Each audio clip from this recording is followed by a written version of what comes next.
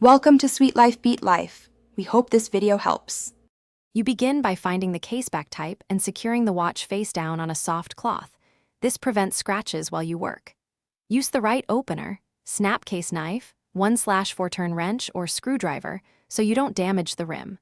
Once you have the back off, take a clear photo of the movement and hand positions. This makes reassembly simple. Make sure to remove the crown only if necessary and keep tiny screws in a labeled tray so nothing gets lost. Next, identify the battery model and polarity. This prevents buying the wrong cell. You should use plastic or non-magnetic tweezers to avoid shorting contacts and to protect the movement.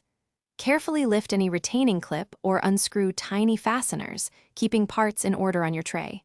Once the battery is exposed, gently pry it out from the edge. Don't press on the movement.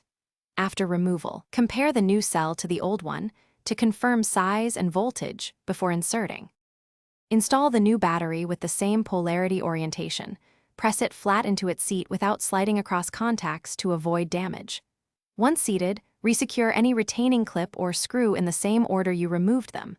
Before closing the case back, test functions, seconds hand movement, crown positions, and date change to confirm success. Finally, fit the gasket and snap or screw the case back on. If the watch still won't run, check contact corrosion and clean.